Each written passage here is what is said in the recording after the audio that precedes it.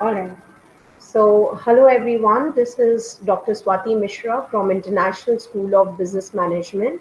And today we will be discussing a fresh new topic of the economic reforms and the economic policies that were introduced by the government of India and how they supported the Indian business houses. We have already studied about the new economic policy which was introduced in 1991 by the government of India, and we saw that how the different rules and regulations and new amendments that were brought in within that new economic policy, how they supported the Indian business houses and how Indian businesses could actually flourish under these new economic policy. And today I will be discussing few important parts of the modern industrial policy also. And why the discussion of modern industrial policy is important, because it was proven to be a very key factor behind the development of Indian industries, along with the industries which came from outside and did business over here. So that is why it proved to be a big turning point for all the industrial sector of the country, and this led to the betterment and development of the Indian industrial sector. And we saw a very good growth in the Indian industrial sector. A lot of good policies were brought in, and a lot of reforms were done. These reforms actually proved to be a very good initiative for the industrial sector. And as we are aware, we have discussed it in detail that earlier, a lot of new entrants in the Indian industrial sector were actually very hesitant to do this business and join the industrial sector of India because of the excessive controls which were exercised by the government of India. But as we saw that during the new economic policy and after the post introduction of the new economic policy, we saw that the rules and regulations were eased out for the Indian business houses, and then slowly the industrial sector was actually growing, and a lot of good amendments were done. So this industrial policy that we will be discussing today, now this was also introduced in the year 91 along with the new economic policy, and we will be looking at the key aspects of this industrial policy to understand how they were supporting the Indian business houses. So, the first and the foremost thing that I wish to discuss with you people are the elements of industrial policy that was introduced in 1991. So, along with the introduction of the new economic policy, this policy was introduced, and wherein the government actually decided to take a series of initiatives in some key areas. So these key areas were industrial licensing, foreign investment, foreign technology agreements, public sector policy, and the MRTP Act. We have already studied, what was this MRTP Act. We have already studied that how this MRTP Act was later on replaced and a new act was brought in, which was named as the Competition Act. So then we understood some key aspects of the Competition Act also in the previous sessions that we have taken. So today we will be focusing on the industrial policy only and how good reforms had been brought in with the introduction of industrial policy. So jotted down in front of you are the five major key areas where the government had decided to take some good initiatives so that some good reforms can be brought in in the Indian industrial sector. So the first key reform that was brought in was actually the abolition of the industrial licensing, except those which were included in a small specified negative list. Okay, so they had mostly abolished all sorts of licensings that were required, except for some which were actually specified that no, these kinds of businesses will require a license no matter what. Apart from that, all the other types of industrial licenses that were required were totally abolished. Okay, and in order to attract foreign investment in high priority industries, which were requiring a large capital and advanced technology, and approval for the direct foreign investment was also required.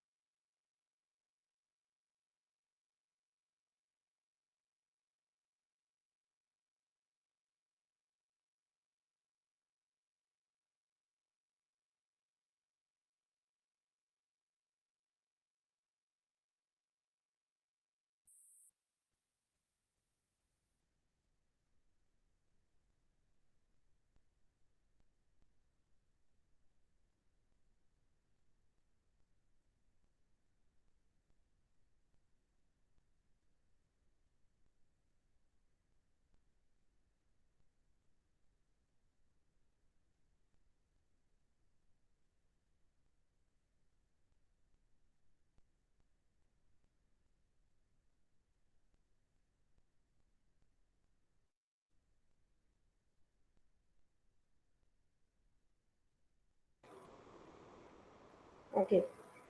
So I was saying that the first reform that was introduced was the abolition of the industrial licensing, except those which were included in a small specified negative list, in order to attract the foreign investment in high priority industries, which were requiring large capital and of course a lot of advanced technology.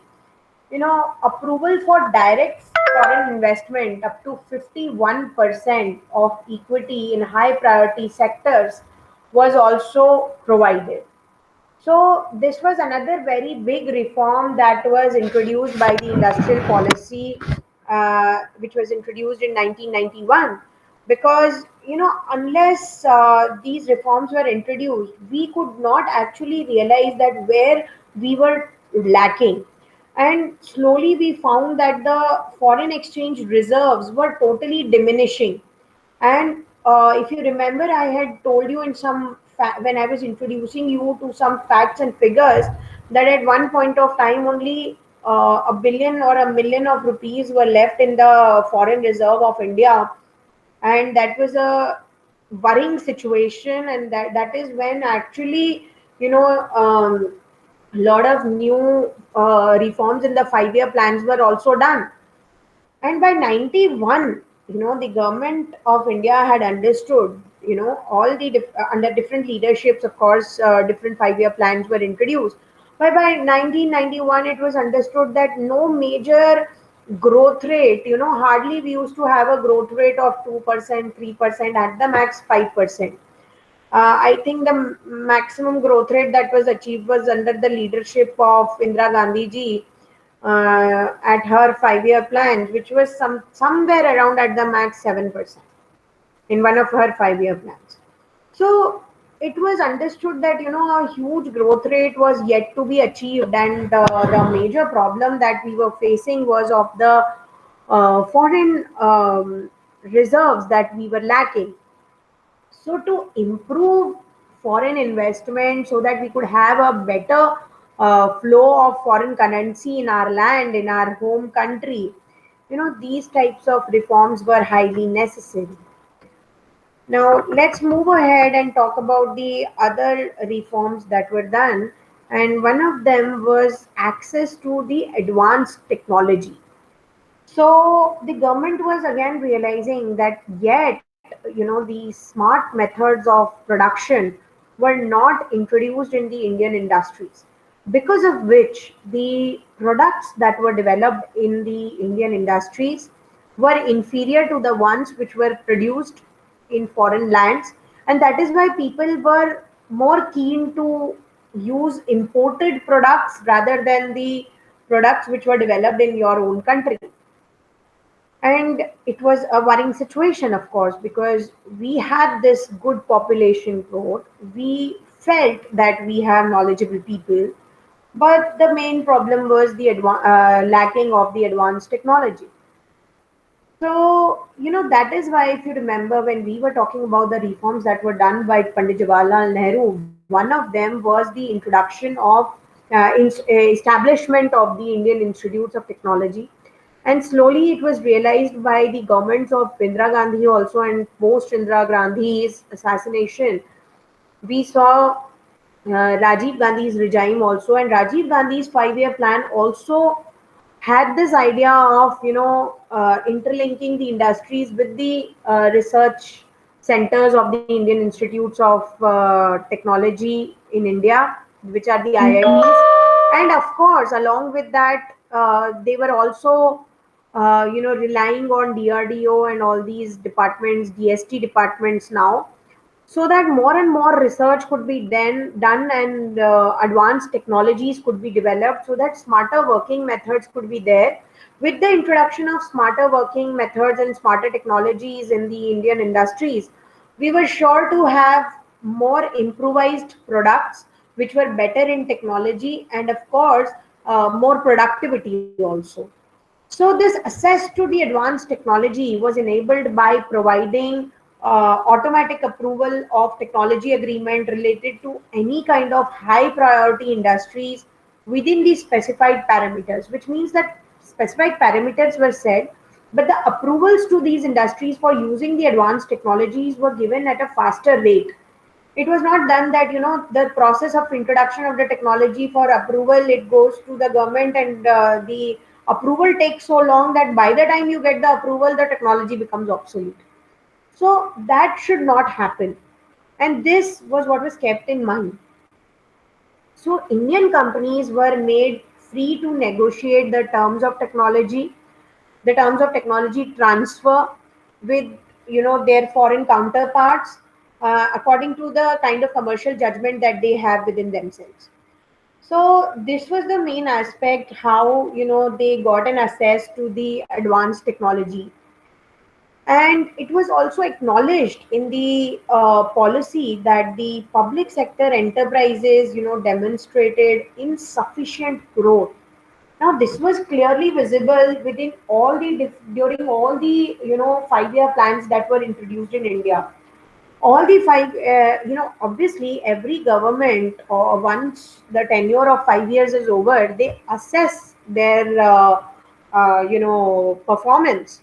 And after every assessment, it was observed that the industrial sector was not doing as well as it should have done under the tenures of those 5-year plans which were created.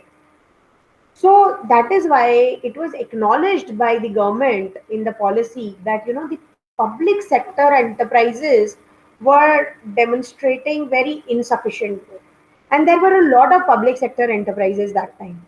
Why? Because lot of key industrial sectors were limited to the public sector, and government was holding those sectors, and private players were not there in those sectors that time. And there was a lack of technology upgradation, which was very sad, of course. And because of this lack of technology upgradation, the industries were not doing that well, and productivity was also very less. uh, you know organizations were not actually investing on the research and development as much as they should have done. So, which means that we were lacking in technology upgradation, we were lacking in the research and development, and because of which we were facing the problem of low productivity. And because of this government's failure of paying correct attention towards the research and development, and not only research and development, you also have to pay a lot of attention towards your human resource, right? Now, today, every organization pays a lot of attention towards their human resource, towards the skill development in their human resource, towards the upgradation of knowledge of their human resource. But that time, that rate of upgradation of their human resource was very low. The industries were not at all investing on their human resources, and that is why and even the capital which was invested in the industries were very less, because that time the economic condition of the country was very unstable. We were facing famines that time, we were not having adequate irrigation facilities, so the main problem that used to occur was in the agricultural sector. And while we were paying attention towards the agricultural sector so that at least the food problem of the country could be solved, the industrial sector used to get neglected. So there was this constant vicious circle of not being able to provide the industrial sector what type of attention and capital investment and upgradation it should have actually got. Now, once all this was actually understood, the government then decided to adopt a totally new approach, right? And this approach was mainly for the public enterprises, not only for the private enterprises, in which the inter alia indicated the priority areas for the growth of the public enterprises. So now, where all this growth was seen, so they were, looking at a growth essentially in the infrastructure, goods and services sector. They were looking at the exploration and expansion of the oil and mineral resources in the country, because that is something which can actually turn into a very profitable sector for the government of India. They were also looking forward towards the technological development and building of management capabilities in the areas which were crucial for long-term development of the economy, where private sector investment is very inadequate. So, this is how the government was actually, transforming the industrial sector one by one slowly by paying attention towards its essential infrastructure, goods and services, exploration and expansion in the field of oil and mineral resources. Later on, of course, private players were also, allowed to enter, and that is why Reliance became so big in oils and minerals resources. They entered that, and a lot of reforms took place. We had some big players in that also. And of course, they paid a lot of attention towards the technology development, because that is something which is most crucial for the development of any country. Then, of course, the manufacturing of products, where a lot of strategic consideration are predominant. That type of products were paid more attention to. So, because unless you are paying attention towards the products which can be actually beneficial and profitable to you, the overall economic situation cannot be improved in a country. So this is what the major aspects were, and that is where the government had started paying attention once it was realized through the overall 5-year plans and the failure after the failures of the multiple 5-year plans, that okay, fine, now these are the things where we actually have to pay attention. Now the next step that was of course taken was regarding the MRTP Act. We have already studied the MRTP Act in the session where we had taken the new economic policy, and we had discussed a lot about the MRTP Act and the criticisms that MRTP Act had faced. and the reasons behind replacement of MRTP Act. We have studied all of this. So at that point, it was decided that MRTP Act will be amended because it had some types of rules which were not actually favorable for the Indian industries. There were a lot of regulations. Things used to become very slow for the organizations who wanted to start up with any new change, who wanted to come up with a new venture or maybe amalgamate or merge two industries together. So all these things used to become very slowed down for the private players. So that is why it was decided that now MRTP Act will be amended to remove the threshold limits of the assets in respect of the MRTP companies, and dominant undertakings will be done there.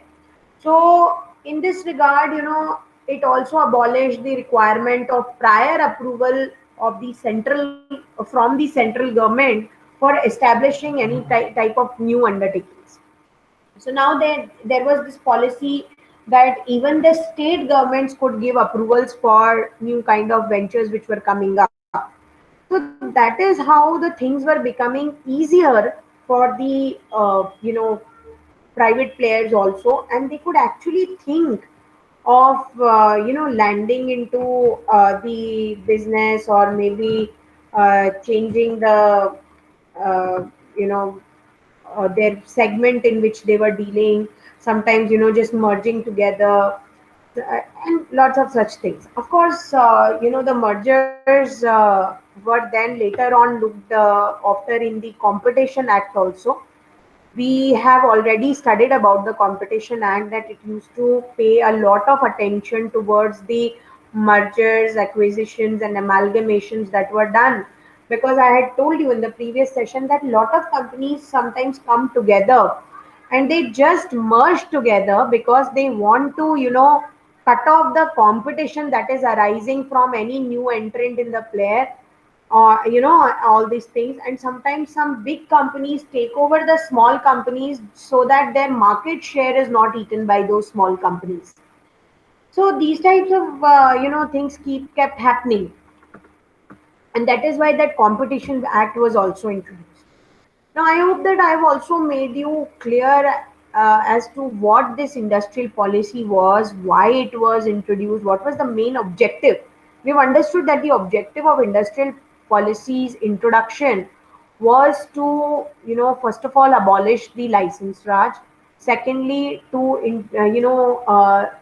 introduce some kind of good technology adoption in the country, to make the policies easier for foreign investment, so that a lot of foreign exchange can be brought in and our foreign exchange reserves can be, you know, what should I say? They could actually be filled up again.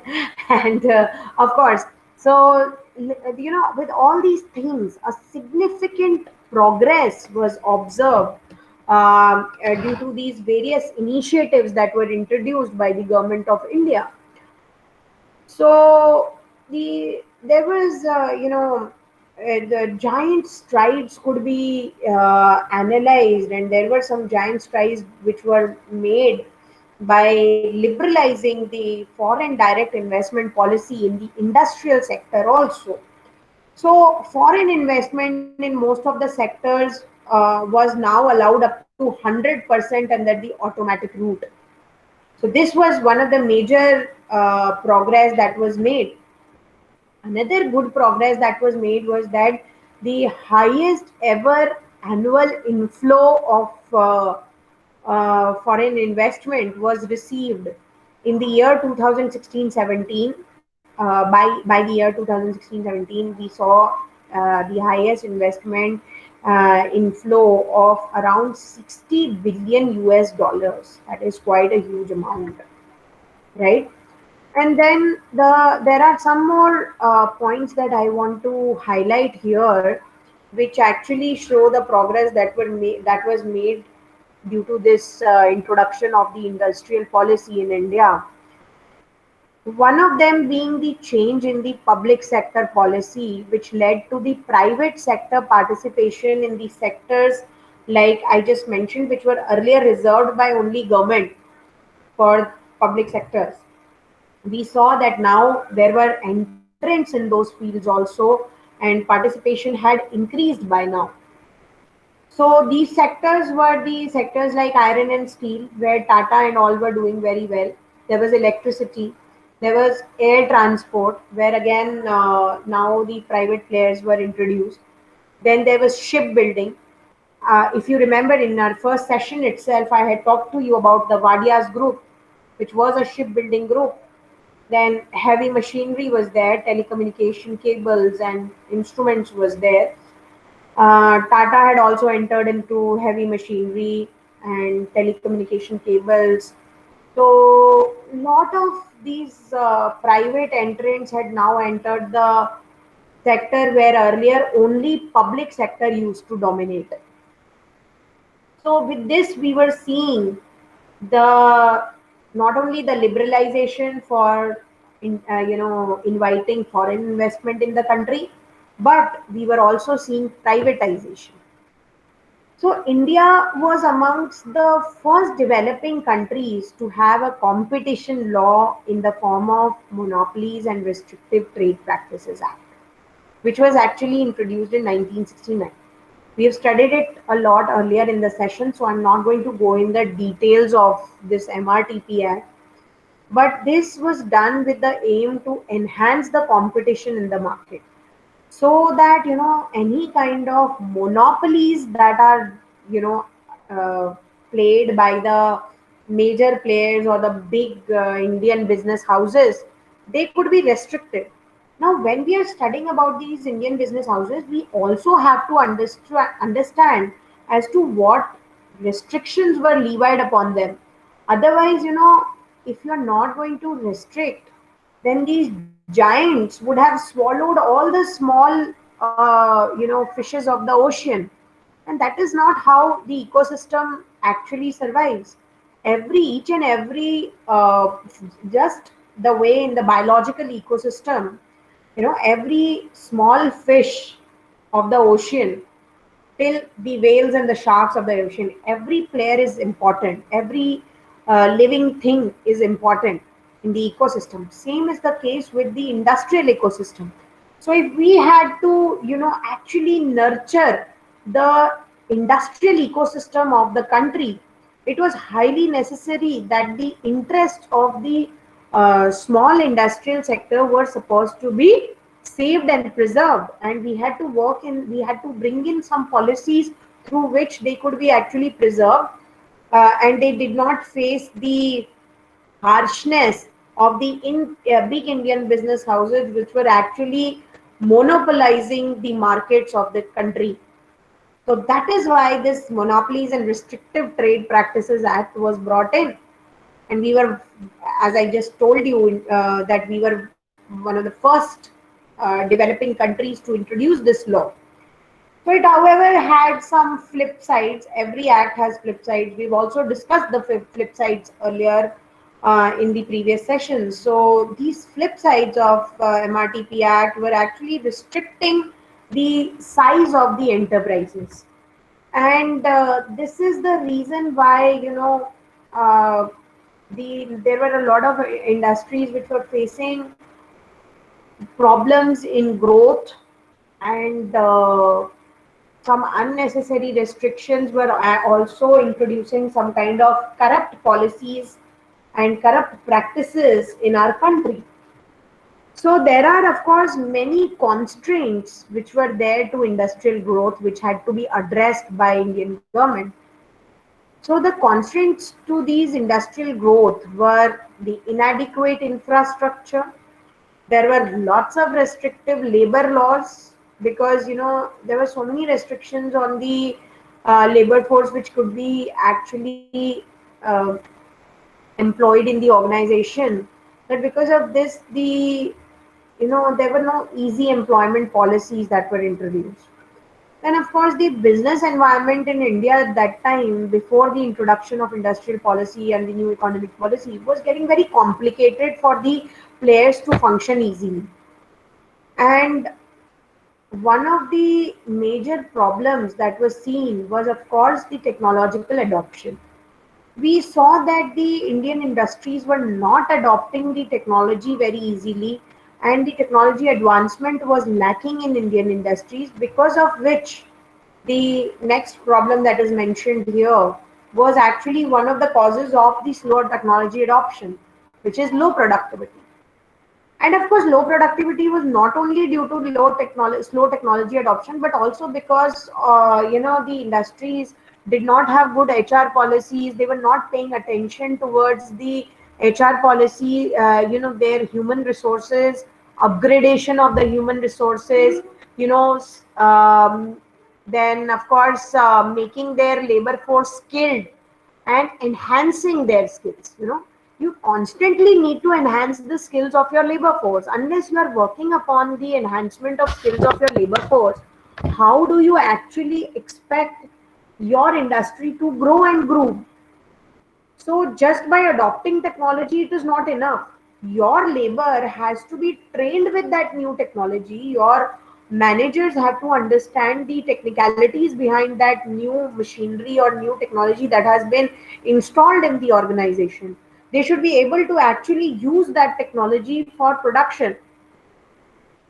So these were actually the constraints which were, becoming a hurdle in the way of industrial growth in India. Then, of course, there were a lot of challenges for trade. Trade was not very easy. There were a lot of corrupt practices which were going on.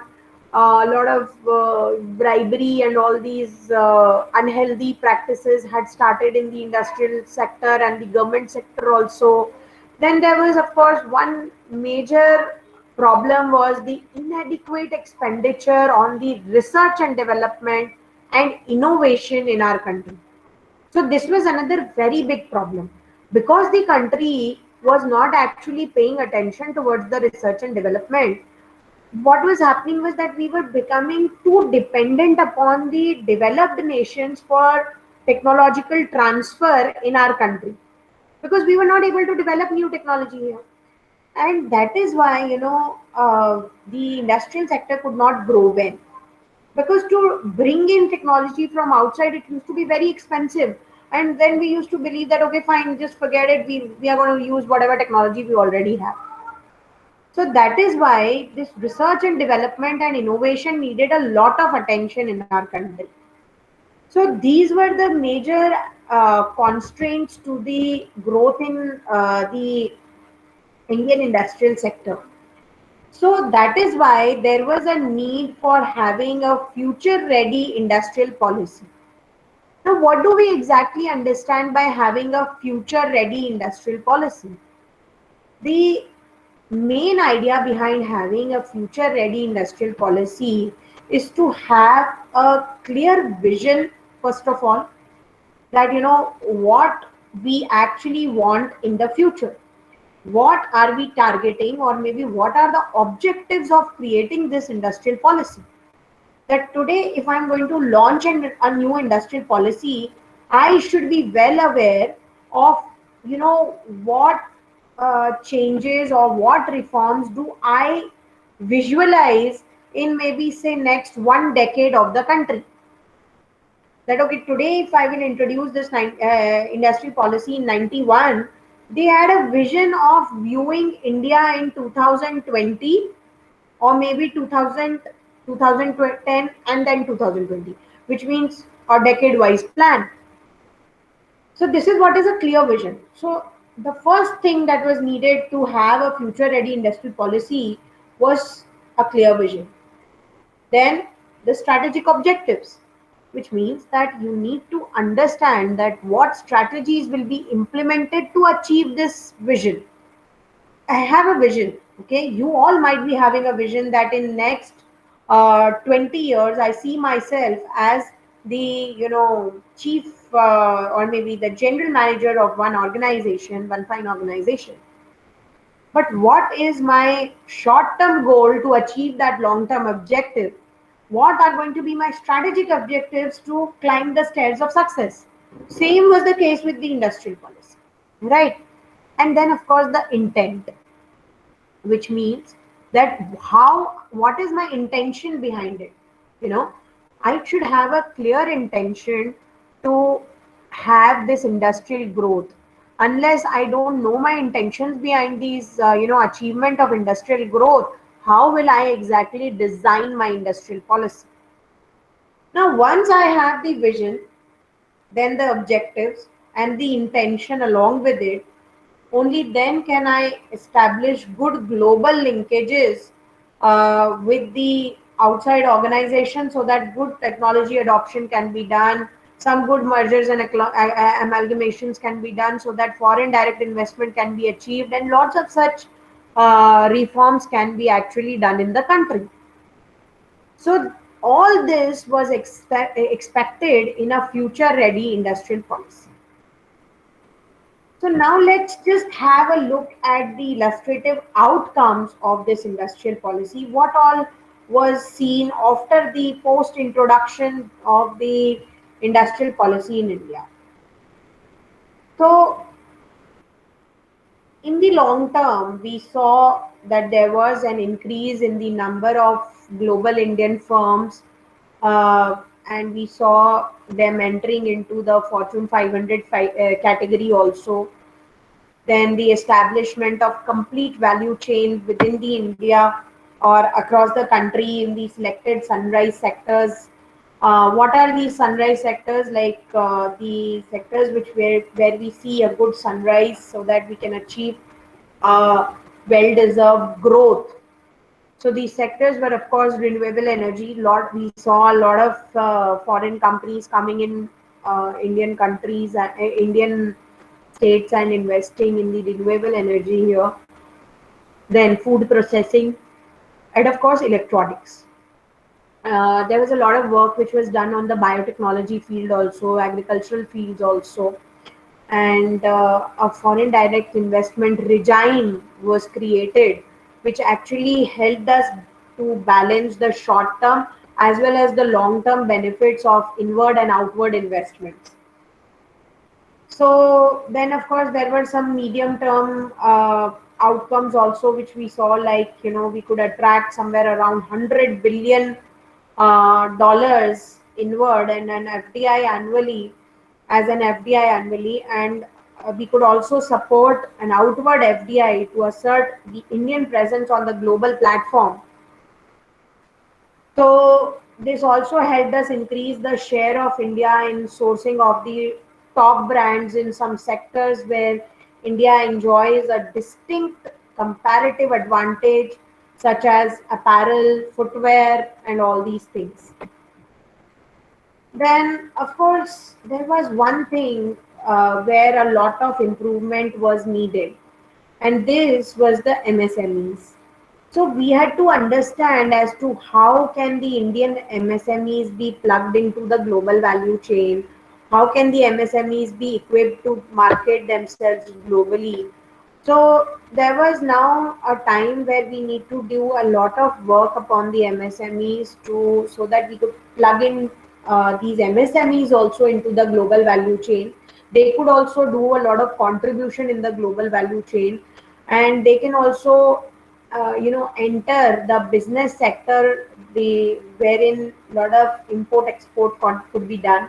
And that is why this import export licensing was also improved. Easier methods of import export licensing for MSMEs were introduced, and now we could see or realize how we can equip our medium scale companies and the medium scale enterprises so that they can also perform at a global level.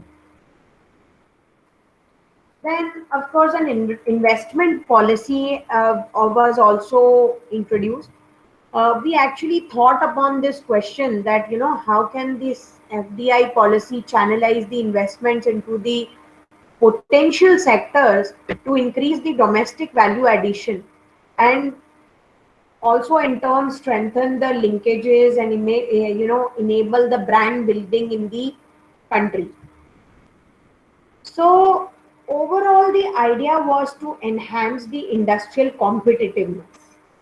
So there were certain long term objectives behind enhancing this industrial competitiveness. The first being the harnessing of the existing strengths in the sectors like automobiles, auto components, electronics, new and renewable energy, banking, software, tourism, and so on. Then there was this idea of creating globally scaled up and commercially viable sectors to achieve competitiveness. We also needed to focus on the identified industry, manufacturing and services with potential for sale and expansion for support. For example, earlier lot of negligence was there towards the waste management, and now we saw that lot of attention was paid towards waste management. Some industries were dedicatedly they had started their work upon the waste management, and a lot of growth happened in this sector also. Of course, there was a lot of growth which was seen in the medical devices sector, and biomedical engineering also saw a lot of growth. Then there was a growth in the renewable energy. There was these green technologies were witnessing a lot of growth in them. Then, of course, financial services was one sector which saw a lot of tremendous growth. There were multiple private players also who entered into the finance sector, and a lot of financial services were available. Credit schemes were introduced.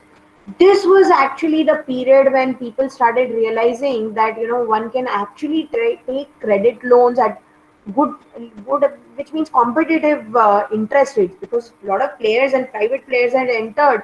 So the interest rates were becoming very competitive, and people understood that actually things could be not only purchased in the domestic for the domestic purposes, but in commercial sector a lot of financial services were witnessed, and some good credit policies were introduced, not only by the government but private sector financial services also. So these were the things which were enhancing the industrial competitiveness due to the introduction of industrial policy in India. Then, of course, there was a leveraged presence of a large public sector in some core sectors, and the forward and backward linkages were created over the decades. And this was what provided for a captive source for investments also, and of course, the efficiency improvements also. Meanwhile, there was a medium-term improvements that we saw. There were some targeted measures to improve the labor productivity in some selected sectors of Indian industry. We felt the need of creating a robust and safe digital infrastructure in the country. So this was the era which slowly saw the growth of IT sector, the digital sector, and now India as a whole and the industrial sector of India was learning the adoption of digital technology. Then enterprise resource planning, ERP systems came into introduction. Databases were handled through information technology in the industries. Now industries were moving towards the technological enhancements. And of course, today we can see the major changes that have been brought in by these industrial policies and introduction of the digital technologies in the industries, because now every organization has its own database, a management information system, and the organization are doing lot of data analytics. They are using big data analytics in their industries for making predictions for future, for demand forecasting, for for all sort of consumer behavior analysis and whatnot. And of course, there were a lot of improvements which were done in the business environment, especially for the medium term goals to be achieved by reducing the compliance cost and the transaction time. So this was one of the major reforms that was done. Then, of course, there were a lot of labor reforms also which were introduced. Like we had to understand that what are the key reforms which can enhance the labor market flexibility, and there were some fixed employment reforms which were done. The there were people who were working on temporary basis, and now permanent basis employment was introduced to a greater level, and people got permanent jobs in the organization. The introduction of provident funds was there.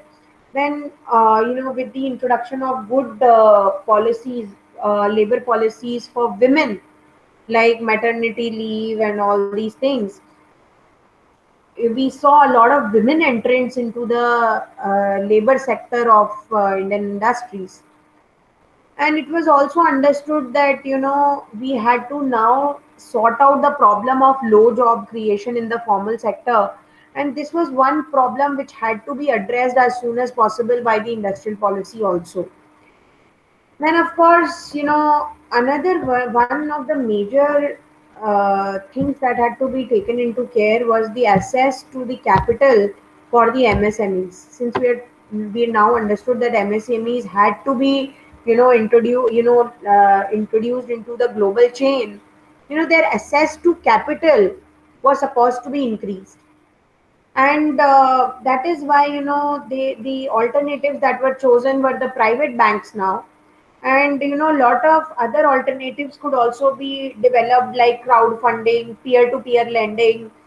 So all these things were also introduced, and then there were multiple cooperative societies which had come up for sourcing funds to these industries. And another problem that had to be addressed was to understand whether a credit rating mechanism for MSMEs can be looked upon to provide them easier access to the funds. And then taxation. This is one of the major things which had to be thought of and understood and changed to make the things work better for the industries. So there were a few problems which were addressed under taxation also, like how can the problem of inverted duty structure be addressed and also be balanced against the obligations under multilateral and bilateral trade agreements. Then how can the incentives be linked to the reforms and performance in case of industrial standards? How can an industry-wide mandatory technical regulations be developed to address this gap? How can the enterprises be encouraged to set up testing labs in India? So that is why this taxation was one of the most major important aspects as far as the industrial growth was concerned, and some major reforms were done in case of taxation also. Later on, it was understood that we need to now employ gainfully a very skilled and growing workforce. So there were several related concerns. To name a few, it included the some of the states which would move out of the phenomenon earlier than the others, adding yet another dimension to the existing inequalities in the workforce. Then, of course, a projected upward trends in the automation leading to job losses was there, which had to be addressed as soon as possible. Then, of course, there was this disproportionately slower growth in the creation of jobs as compared to the growth in output. So, poor outcomes in education, skill, and health, leading to an inability to harness the demographic dividend, was there. And that is why another major important thing that was understood was that there was a need to enable an ecosystem for technology adoption and innovation. And to enable this ecosystem also, some long term and medium term visions were developed. The long term vision was to establish an ecosystem which was supportive of advanced and smart manufacturing, also thriving the innovation ecosystem that provides appropriate support at the right stage of the innovation.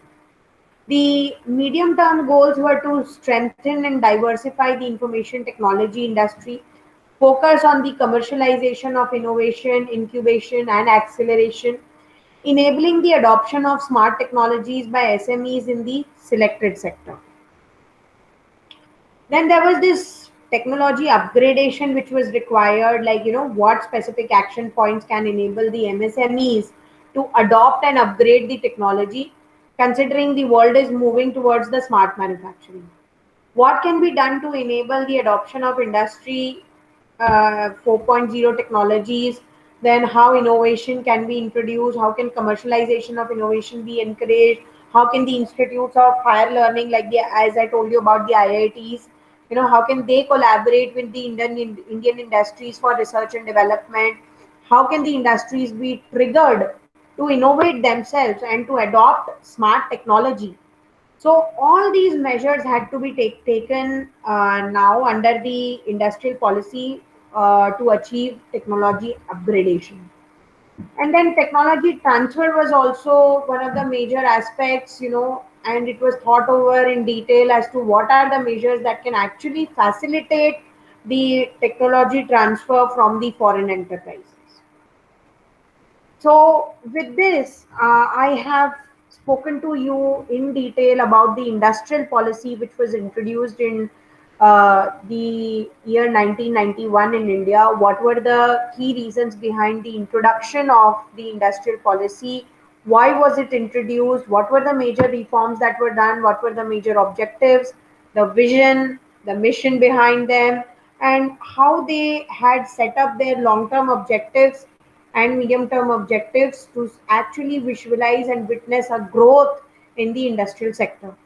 And we can clearly see today, after so many decades of introduction of this policy, that what kind of it has been 3 decades actually, and now in year to 2021, after 30 years of the introduction of this industrial policy, we can actually see a good amount of growth in the industrial sector.